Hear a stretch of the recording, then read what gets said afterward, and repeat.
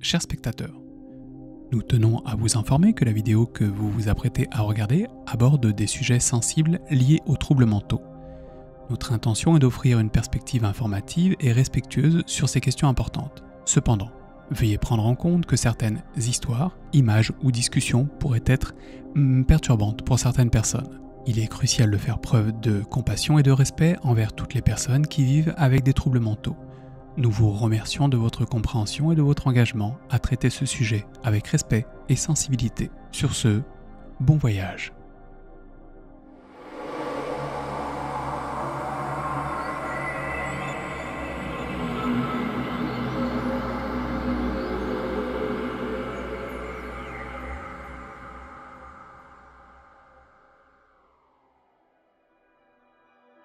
Les troubles mentaux font partie de notre quotidien et avec le temps, sont de mieux en mieux compris et ou traités ou acceptés. Nous en connaissons de plus en plus, bien que leur mécanisme reste, la plupart du temps, un mystère difficile à résoudre. Il est des syndromes que tout le monde connaît, car ces derniers ont été largement étudiés voire médiatisés. Par exemple, beaucoup connaissent le syndrome de Pica. Le pica est diagnostiqué lorsque la personne mange avec persistance des choses qui ne sont pas des aliments depuis 1 mois ou plus. Le trouble n'est pas diagnostiqué chez les enfants de moins de 2 ans, car à cet âge, manger de telles choses n'est pas considéré comme étant anormal. I'm 30 years old. I'm from Bradenton, Florida, and my addiction is eating couch cushions.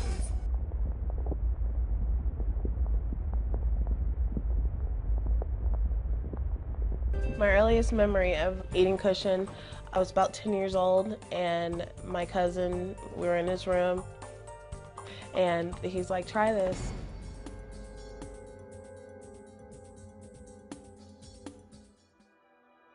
La personne la plus connue ayant permis la mise en avant de ce syndrome est français.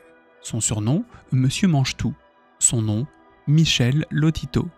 Ce dernier est connu pour avoir établi un record du monde, celui d'avoir mangé en entier tout un avion. Et pour être plus précis, ce n'est pas un Boeing, mais un Cessna 150. Ce qui est déjà quand même énorme. On pourra aussi nommer un autre syndrome très connu, que nous avons abordé dans une ancienne vidéo, la fameuse folie à deux.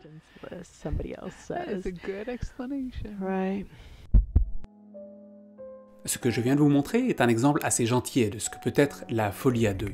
Certains syndromes sont même devenus la marque de fabrique de certaines personnalités, comme Sweet Anita, célèbre youtubeuse atteinte du syndrome de Gilles de la Tourette. Why don't you use Instagram? Hugh88, I don't skits, I queen. I don't have an Instagram because frankly, I kind of feel like... Ou encore Olympe et The Peculiar Club, toutes deux connues pour posséder plusieurs personnalités en étant atteintes de TDI, ou trouble de l'identité. L'un des troubles mentaux les plus médiatisés, en dehors de la schizophrénie ou de la psychopathie que l'on retrouve utilisée à toutes les sauces dès lors qu'il faut expliquer la psychologie d'un méchant dans un film ou d'un tueur en série dans la réalité, est sans doute le syndrome de Diogène, que l'on retrouve au travers de l'émission américaine Hoarding Buried Alive. Ils sont arrivés aujourd'hui pour établir le travail qui doit être effectué, pour éviter que les autorités n'interviennent. Est-ce qu'il serait possible pour moi de descendre à l'étage ? Non, on ne peut pas aller en bas. Le mot hoarding se rapportant à quelqu'un qui amoncelle les choses, qui amasse des choses, et buried alive qui veut dire enterré vivant. Le syndrome de Diogène est une forme de trouble comportemental associant une tendance à l'accumulation d'objets, la silogomanie, une négligence de l'hygiène corporelle et domestique, et le plus souvent un isolement social prononcé sans la moindre nécessité de se plaindre de cette situation. Et à côté de ces troubles et de ces syndromes connus pour diverses raisons, il en existe d'autres, beaucoup d'autres, bien moins connus et tout aussi inusités. Nous allons ici faire le tour de quelques-uns d'entre eux et espérons vous faire découvrir ce que parfois le cerveau et l'esprit peuvent nous faire dans les pires des cas.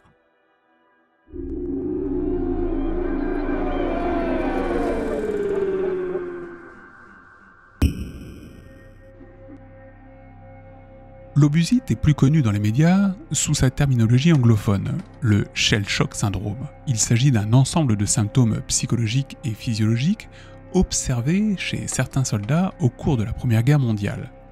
Ce syndrome est associé à des troubles émotionnels et psychologiques causés par l'exposition aux horreurs et conditions extrêmes vécues lors des combats. Ce syndrome fait partie de ce que l'on appelle les TSPT, ou troubles de stress post-traumatique. Mais à l'époque, ce trouble étant mal connu, il était également très mal traité. Aujourd'hui, l'obusite est reconnu et son concept moderne, le TSPT, peut toucher des personnes exposées à des événements traumatisants, quel que soit l'événement. La violence inédite de la Grande Guerre a suscité des troubles nouveaux parmi les soldats. La longue liste de leurs symptômes comporte entre autres le tremblement, la surdité, le mutisme, le bégaiement, la confusion mentale, la désorientation et la paralysie. Curieusement, malgré tous ces symptômes incontestables, la plupart des soldats concernés n'avaient pas de blessures organiques visibles. Pour mieux comprendre à quoi cela ressemble, voici des images vidéo dont la qualité a été retravaillée pour permettre de mieux visualiser la situation que pouvait vivre un soldat atteint de ce mal à l'époque.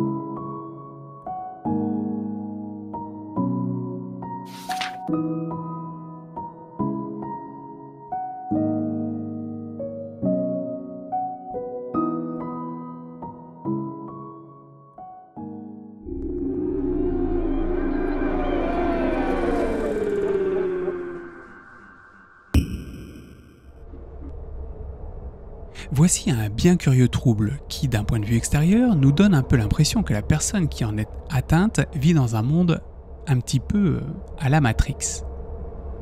L'un des troubles mentaux les plus curieux qui existent est la soi-disant paramnésie réduplicative. Qui en souffre à l'idée délirante qu'un lieu ou un environnement donné a été dupliqué, selon lequel des deux lieux, l'original et le redupliqué, existent en même temps, ou que le lieu a été placé à un autre endroit. Normalement, les endroits que le sujet croit avoir été dupliqués lui sont plutôt familiers, tels que son domicile, son lieu de travail, l'hôpital ou un centre où il se rend habituellement. Cette condition est souvent induite par de la démence ou par des lésions cérébrales. Mais ce trouble mettant en jeu spécifiquement des lieux, des endroits, lesquels seraient aux yeux du patient dupliqués, trouve son pendant au travers d'objets moins inertes que sont les humains. Ainsi, si une personne a l'illusion qu'un de ses proches ou qu'une personne de son entourage a été remplacée par un sosie, alors c'est que cette dernière est atteinte d'un autre mal appelé le syndrome de Capgras. Le syndrome de Capgras, appelé aussi le syndrome de l'illusion des sosies, est une maladie psychiatrique rare. Elle se caractérise généralement par l'incapacité d'une personne à reconnaître un proche et à croire avec conviction que celui-ci est remplacé par un sosie malfaisant ou par un imposteur. Ce syndrome a été nommé d'après Joseph Capgras, qui en fit pour la première fois la description en 1923. Le syndrome de Capgras a été nommé d'après Joseph Capgras, un psychanalyste français qui a pour la première fois diagnostiqué cette condition en 1923, avec l'aide d'un de ses collègues. Ce trouble fait partie de ceux connus comme étant des SDI, ou syndrome délirant d'identification. Voici l'un des seuls extraits vidéo que l'on a retrouvé d'une personne atteinte de ce mal. Il y a 2 années de cela, David a eu un accident alors qu'il revenait de Mexico. Ma voiture a eu un souci. Je me suis retrouvé éjecté et ma tête a heurté l'autoroute.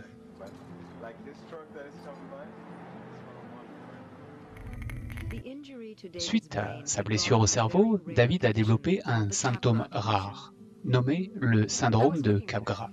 Ce soir-là, je préparais le repas, et il ne l'a sans doute pas apprécié. Et il m'a dit, « Tu sais que la dame qui vient le matin, elle cuisine bien mieux que toi. C'est cette dame, j'apprécie vraiment cette dame. » Mais cette dame, c'était moi, bien entendu. David était également convaincu que son propre père était un imposteur. Il disait parfois « Je suis certain que tu aimerais rencontrer ce type. Vous êtes tellement pareils, mais il conduit mieux. Il ne va pas aussi vite que toi. »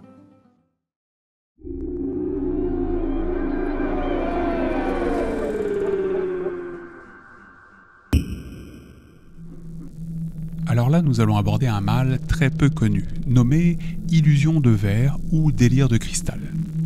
Ce trouble bien étrange se définit comme suit. Le délire du verre est un syndrome psychologique qui provoque une dissociation psychologique entre l'imaginaire, le croyant et la réalité. Ceux qui en souffrent sont convaincus que votre corps, leur corps, est aussi vulnérable que le verre. À cet égard, veillez à ne pas confondre ce désordre psychologique avec la maladie des os de verre ou l'ostéogenèse imparfaite. Ce trouble, tout aussi mystérieux qu'il puisse paraître, a fait son apparition entre le XIVe et le XVIIe siècle, époque durant laquelle la matière, le verre, commençait discrètement à trouver sa place dans la société. Les premières personnes possédant des objets faits à base de verre étaient principalement les monarques de la haute bourgeoisie. On pensait durant cette période que le verre possédait des effets magiques et utilitaires tout à la fois. C'est l'ignorance qui a poussé certains bourgeois à penser que leur propre corps était constitué de verre, et c'est également durant ce temps que l'on trouve les premiers témoignages, les premiers cas. Il est dit par exemple que Charles VI en était atteint, ce qui n'étonnera personne lorsqu'on sait que ce dernier se faisait aussi appeler Charles le Bien-Aimé, mais surtout Charles le Fou. Ne me touchez pas, je suis fait de verre. En 1393, à Abbeville, le roi perd soudainement la boule. Encore une fois, il casse tout, court partout et ne comprend pas pourquoi tout le monde l'appelle Charles. Son nom est Georges. Il ne reconnaît ni sa femme, ni ses enfants et affirme ne pas être le roi de France. Un jour encore, il interdit à quiconque de le toucher, de peur de le briser. Il est persuadé que ses os sont intégralement faits de verre. Et ce roi n'est pas le seul à être atteint de ce mal, puisqu'Alexandra de Bavière, ou encore le célèbre compositeur Tchaïkovski, démontraient également être atteints de ce trouble. En fait, concernant Tchaïkovski, on dit plutôt qu'il semblerait avoir manifesté des symptômes suggérant ce trouble, car ce dernier craignait que sa tête ne tombe au sol en dirigeant ses orchestres et ne se brise. Ainsi, il la tenait physiquement pour l'empêcher de tomber.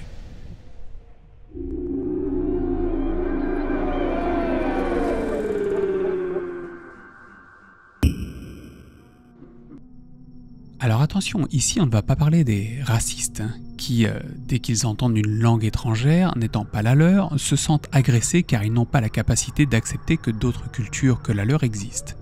Non, nous allons découvrir un vrai mal, un vrai syndrome pouvant affecter de manière négative la vie des personnes en étant atteintes.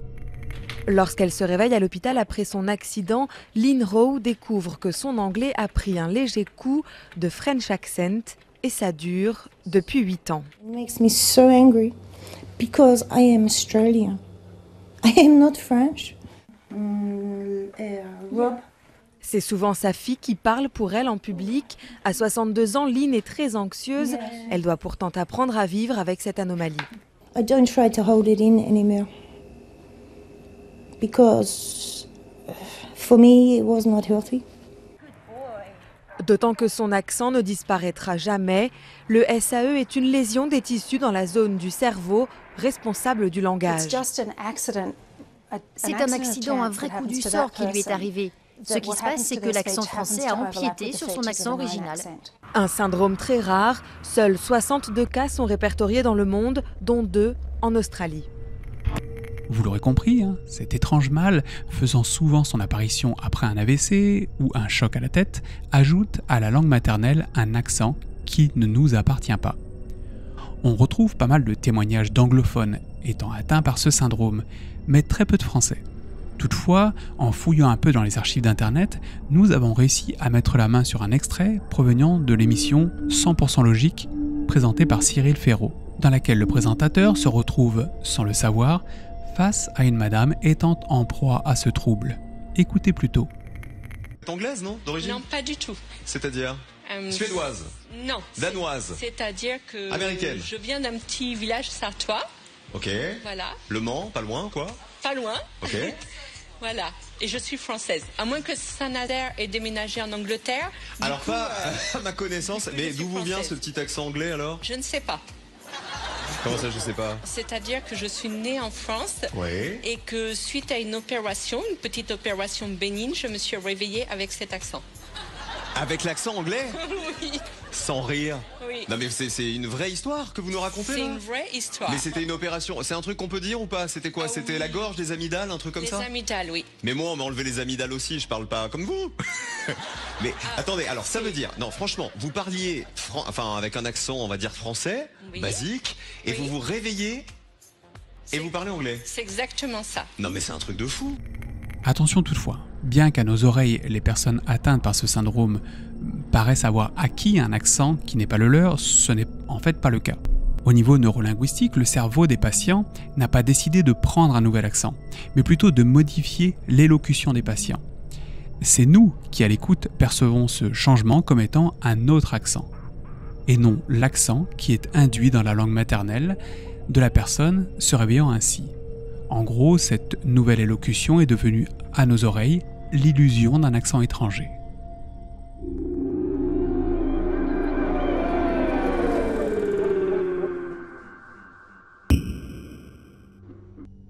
Ici, nous allons aborder deux syndromes dont les origines trouvent leur source dans des villes très connues. Il s'agit d'un côté du syndrome de Paris et de l'autre du syndrome de Jérusalem. Voici un extrait d'un docteur parlant du syndrome de Paris dans l'émission Télématin.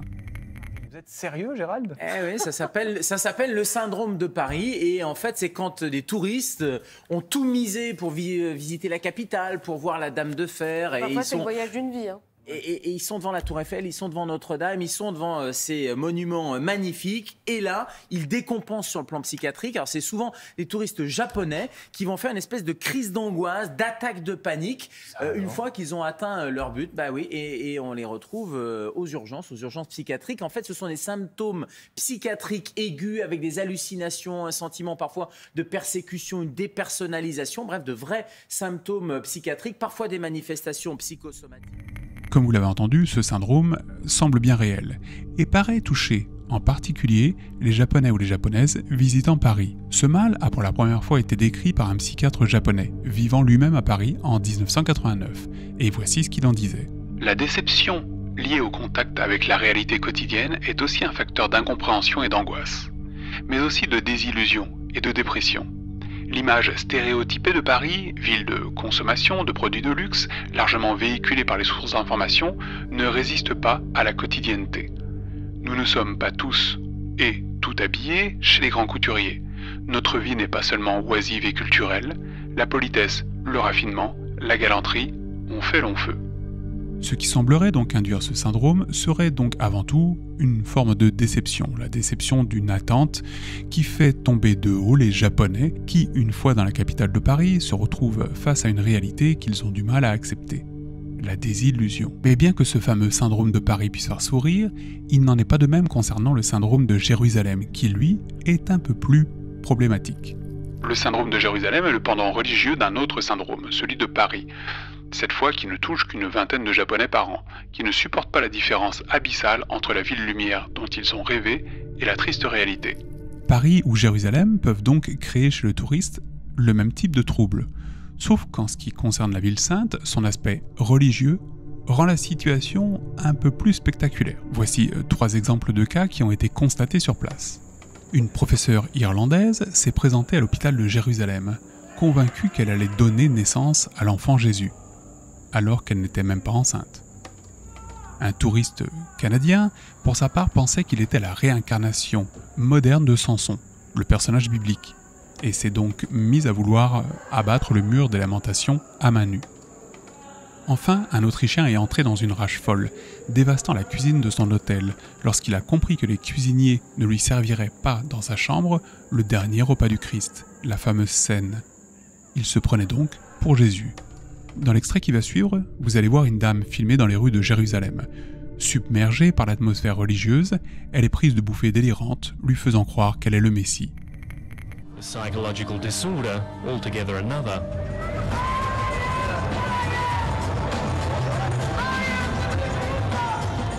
For some visitors to Jerusalem, the spiritual rapture is overwhelming and ultimately unhinging.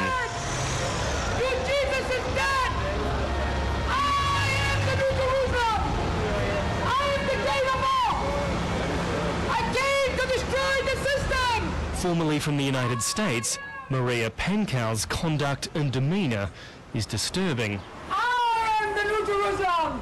The law of Moses is dead! I am the New Jerusalem!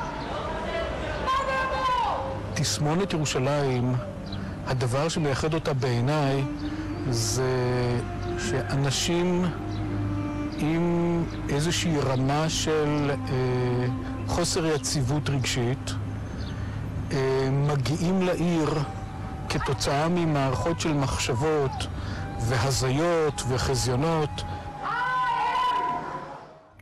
Cette pathologie est bien réelle et touche une centaine de personnes par année, qui, selon leur délire, peuvent se prendre pour le Messie, pour Jésus, pour Dieu, pour la Vierge Marie. Et dites-vous bien que cela peut arriver à n'importe qui. Chaque année, environ 200 personnes sont atteintes par ce mal mystérieux. Il existe même un service psychiatrique spécialisé. Après avoir été soignées, les victimes sont généralement renvoyées dans leur pays d'origine.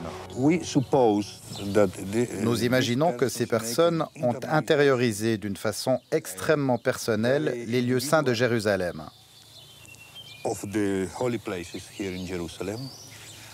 Et quand elles arrivent ici, elles éprouvent un choc énorme avec la réalité.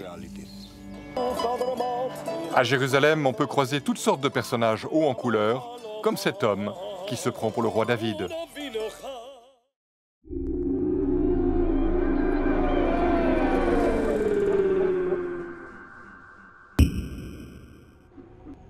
Voici une pathologie rare, dont vous n'avez sans doute jamais entendu parler, plus connue en anglais sous le nom de Jumping Frenchman of Maine, ou de manière littérale, si on traduit, les sauteurs français du Maine. Ce mystérieux mal fut découvert en 1878 dans la région du Maine, autour du lac Moosehead, et les symptômes qu'elle présente sont assez surprenants. Cette maladie entraîne des réactions de grande surprise, ces dernières ne durant que quelques secondes seulement. Mais elles sont très accentuées et englobent à la fois une accélération du débit cardiaque, une tension musculaire et une sensation d'alerte. Les sujets affectés bondissent, s'agitent et remuent leurs membres dans toutes les directions. Ils obéissent aux ordres, même les plus soudains, au risque de se faire mal ou de léser un proche. Un certain nombre d'experts imputent cette pathologie à des facteurs psychologiques ou neurologiques, tandis que d'autres évoquent une mutation de gènes qui freine l'émission de glycine. Il est difficile de savoir exactement pourquoi et comment tout cela a commencé.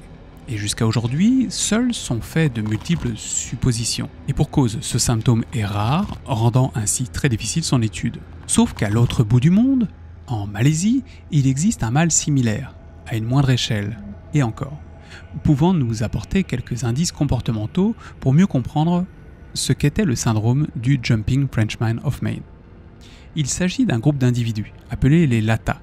Ce groupe d'individus réagissant de manière spontanée et exagérée à un stimuli ont donné leur nom à un syndrome proche de celui qui touchait les Canadiens français du Maine, le syndrome de LATA. État de type hystérique à majoration féminine, initialement décrit en Malaisie, Indonésie et Océanie.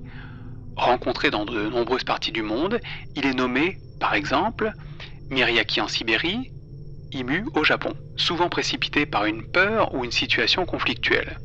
Il est décrit sous deux aspects principaux, l'un avec saut, perte de contrôle, coprolalie. La coprolalie est l'acte consistant à proférer des termes orduriers, souvent de nature scatologique ou sexuelle. Stupeur, l'autre avec notamment écopraxie. C'est un tic qui consiste à reproduire de façon automatique et involontaire des gestes ou des actes exécutés devant lui par autrui. Et écolalie, qui est une répétition automatique des paroles d'un interlocuteur. L'une des particularités que l'on retrouve chez les Français sauteurs, c'est que ces derniers, lorsqu'on leur donnait un ordre, réagissaient à cet ordre en l'actant. Par exemple, si quelqu'un demandait à un patient de jeter un verre sur le mur, ce dernier s'exécutait sans se poser de questions, de manière totalement incontrôlée. Et bien c'est aussi cela qui arrive aux personnes atteintes du syndrome de LATA, comme en témoigne cette jeune demoiselle. When she's sitting quietly, we can take a piece of wood and bang it. Or we can poke her in the ribs over and over and she'll become LATA. She gets startled. Then if we order her to hit or dance, she'll hit or dance. And she'll do whatever. Il n'existe que peu d'informations à propos de ces troubles, et nous avons durant des heures recherché des cas modernes de cette pathologie. Mais hélas, nous n'avons rien trouvé d'autre qu'un groupe de musique ou que quelques témoignages dont il est vraiment difficile de prouver la véracité. Sur ce, continuons notre voyage.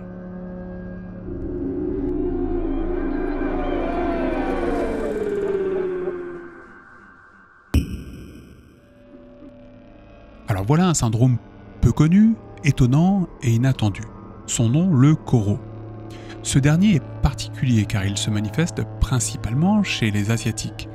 Et attention, nous soulignons ici le terme principalement car le Québec aussi a eu son lot de Koro.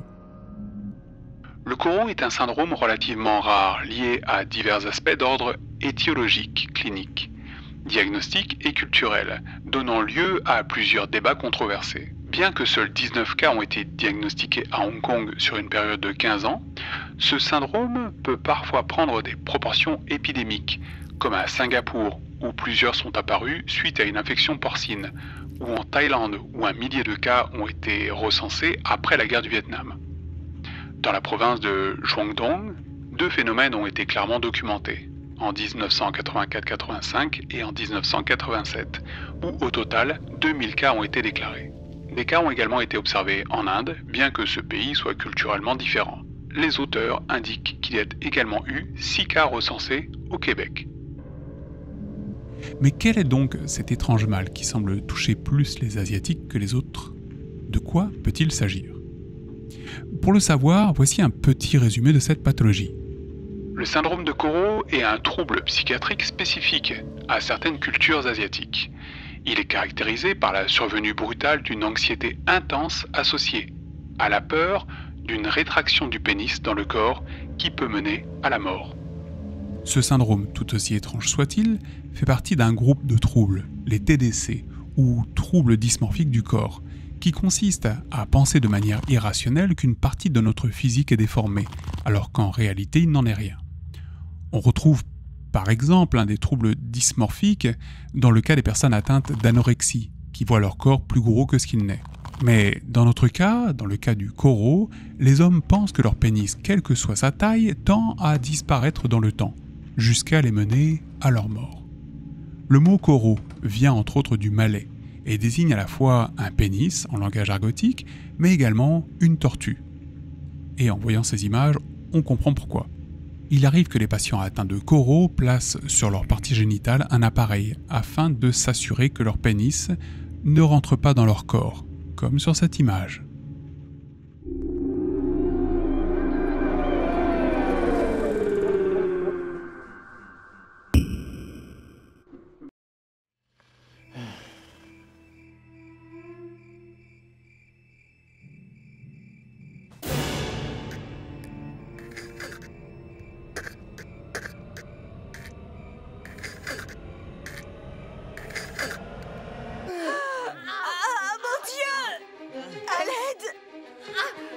Elle est attaquée. Lâche! Par sa propre main gauche. Dans l'extrait de cette fiction, une femme allongée sur son lit se fait étrangler par sa propre main. Elle ne la contrôle plus, elle ne peut pas l'arrêter, elle semble avoir sa propre conscience. Bien qu'étant fictionnel, ce que vit cette dame est tout à fait réel et connu sous le nom du syndrome de la main étrangère. Avec le syndrome de la main étrangère, le patient sent que sa main agit de façon autonome. Il développe donc des mouvements involontaires qui semblent être intentionnels. Ces mouvements entrent fréquemment en conflit ou rivalisent avec le membre opposé. Les personnes affectées par ce syndrome ont tendance à avoir la sensation que leur main est dissociée de leur être physique. D'une certaine façon, c'est comme si elle ne leur appartenait plus. Qui plus est, dans de nombreux cas, ils craignent ces mouvements et essayent d'être constamment attentifs pour les empêcher. Dans l'extrait suivant, la dame vient de se réveiller d'une opération qu'elle a subie pour se rendre compte que sa main gauche n'est plus la sienne, qu'elle semble avoir sa propre volonté, allant même jusqu'à frapper le visage de celle à qui elle appartient. Cette condition peut apparaître suite à des accidents impliquant des lésions au cerveau ou, comme dans le cas que l'on vient de voir, suite à une opération. Mais parfois, comme dans le cas de cette jeune demoiselle, ce syndrome peut aussi apparaître chez les personnes atteintes d'épilepsie. Ce qui est impressionnant ici, c'est qu'elle ne perdait le contrôle de sa main que durant la nuit. C'est là que sa main gauche décidait de son propre chef de s'attaquer au visage de sa propriétaire.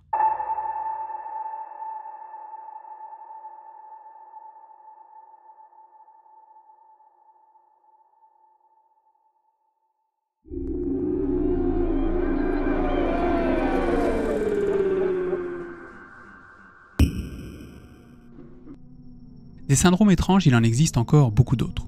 Pourquoi ? Parce que notre cerveau a 1000 manières de se rendre malade ou de tomber malade, au vu de sa complexité. Et certains d'entre eux peuvent être spécifiques à une culture, comme nous l'avons vu plus tôt. Ainsi, il existe au Japon un syndrome appelé le Taijin Kyōfusho, qui fait partie d'un groupe nommé les anthropophobies. Les interactions formelles sont plus angoissantes que les situations informelles. La personne craint d'être l'objet de l'attention des autres, d'être évaluée et mal jugée. Elle a également peur que son malaise se remarque, par exemple lors de rougissements, et fasse l'objet de moqueries. Il existe une variante culturelle de l'anxiété sociale, notamment au Japon et en Corée, nommée Taijin Kyōfusho, consistant à redouter d'embarrasser quelqu'un d'autre plutôt que de se mettre soi-même dans l'embarras. Ce mal qui semble particulièrement toucher les Japonais et les Coréens fait partie du monde des phobies. Les phobies, qui sont par ailleurs un tout autre monde, un monde souvent irrationnel, mais ô combien mystérieux. En écrivant cette vidéo, nous avons ouvert quelques portes sur le monde des phobies, et en avons découvert quelques-unes, improbables, insolites, étranges, comme l'arachibuthyrophobie, qui est la peur d'avoir du beurre de cacahuète collé au palais, ou encore la dentoscalpophobie, qui est la peur des cure-dents. Ou encore l'euphobie, qui est la peur des bonnes nouvelles. En fait, en se penchant sur ce monde, on se rend compte que l'humain peut avoir peur de tout. Du cheveu à la poussière, du nuage au sourire, rien n'échappe à la folie. Mais la folie la plus perverse est sans doute la phobophobie, ou la peur de la peur, qui est en soi la seule phobie qui se transforme en cercle vicieux lorsqu'on en est atteint. C'est en gros une phobie qui induit une phobie. Ce qui peut surprendre lorsque l'on fait face à une personne étant atteinte de troubles mentaux, c'est que ces derniers ne se voient pas nécessairement au travers de leur comportement, mais on peut le percevoir au travers de leurs mots. Ainsi, dans l'extrait qui va suivre, vous allez entendre une personne conter une partie de sa vie, alors qu'il est en entretien avec une psychologue. Nous n'allons pas tout de suite vous dire de quel mal il est atteint, mais ces mots vous feront tout de suite comprendre que quelque chose ne va pas. Tout neuf biseauté, en acajou, ils m'ont enlevé ça, puis ils voulaient encore au même moment, ils me refaisaient une deuxième saisie pour me prendre ma camionnette, des cordes à nœuds, une cintreuse que je n'avais pas, qu'ils ont menti. Mais tout ça, faut que ça soit marqué sur le papier. Et depuis cette période, qu'est-ce qui s'est passé pour vous ? Ben, il s'est passé depuis cette période que les Algériens m'ont démoli la jambe, là, m'ont démis le genou ici. C'était long à guérir. J'ai resté 11 mois comme ça. Il a fallu que je voie l'apparition de Dieu devant moi, notre Seigneur Jésus-Christ. Il a été 3 minutes environ. 3 minutes, oui. Et j'ai été guéri d'un seul coup. J'avais les reins qui étaient ankylosés, je pouvais même pas m'abaisser, mettre ma main jusque-là, tellement. Si je laissais tomber quelque chose par terre, je ne pouvais pas le ramasser. Fallait que j'appelle quelqu'un pour me le ramasser. Et là, il s'est passé quelque chose il s'est passé, j'avais des rhumatismes, je ne pouvais même plus tenir rien avec mes mains. Je ne pouvais plus tenir rien avec mes mains. Nul besoin d'en écouter plus pour se rendre compte que quelque chose ne va pas. Et en effet, puisque suite à cet entretien, il a été conclu que ce monsieur était en proie à des délires chroniques persécutifs couplés à de la mégalomanie. Cet extrait est tiré d'une ancienne série dont nous n'avons pas retrouvé le titre, hélas. D'ailleurs, si vous connaissez le titre, n'hésitez pas à le mettre dans les commentaires. Présentant plusieurs types de troubles mentaux, parfois impressionnants à voir, comme ces deux demoiselles atteintes d'hystérie freudienne, comme troublant à écouter, avec ce jeune homme exprimant d'étranges idées suite à des bouffées délirantes. Vélo de 1830 à peu près. parliez tout à l'heure d'une bestiole. Oui, j'ai l'impression que la nuit, l'homme est une bestiole. Bon, je sais pas, j'en sais pas plus, quoi. C'est tout, c'est une impression que j'ai. Et mes impressions ne sont pas des pressentiments, ni des utopies. En tout cas, c'est pas ce que j'ai l'impression. Mais je peux me tromper surtout du haut en bas. Bon, et je me suis, si vous voulez, ce qui m'est arrivé en gros, c'est le fait que j'ai cherché dans un cendrier quelque chose, alors que je voulais le chercher dans le marc du café. Quand j'étais au PTU, Il existe encore bien d'autres maladies mentales étranges, comme celle poussant par exemple une personne à croire qu'elle est décédée, ou encore celle forçant un humain à se manger lui-même. À se manger lui-même, là, donc tu veux parler des personnes qui pratiquent le cannibalisme, enfin une sorte plutôt d'auto-cannibalisme? Oui, c'est exactement ça, de l'auto-cannibalisme. Et bien que certains de ces mots soient très bien diagnostiqués, certains autres posent encore de nombreuses énigmes à la science et à la société. Et c'est en cela que les maladies liées à la psyché humaine nous intéressent. C'est pour cela qu'elles nous perturbent, nous interrogent, nous font nous demander des pourquoi, des comment est-ce possible. Nos cerveaux ne sont pas parfaits, bien au contraire, et parfois il suffit de peu pour que l'organe de l'intelligence dérape, pour plonger l'esprit de son propriétaire dans de mystérieux méandres psychotiques tout aussi difficiles à comprendre qu'à interpréter. N'oubliez pas, respectez les personnes atteintes de ces troubles, car souvent, ce qu'elles vivent n'est pas le fruit de leur propre volonté. Et au bout du compte, quand on y pense, est-ce que l'empathie et la compassion ne seraient pas eux aussi des troubles émotifs, mais positifs? Est-ce qu'un trop-plein de gentillesse ne serait pas parfois lui aussi le fruit d'une déviance mentale, perçue socialement comme étant bon, car elle ne fait pas mal ni à soi-même ni à autrui? Alter pose là une question ouverte, à laquelle je suis certain qu'un psychologue se fera grandement plaisir de répondre. Sur ce, prenez soin de vous, on se retrouve normalement dans 2 semaines. Bis, ciao, et à la prochaine. Et effectivement, normalement dans 2 semaines, comme vient de le dire Yann, bis, ciao, et à la prochaine.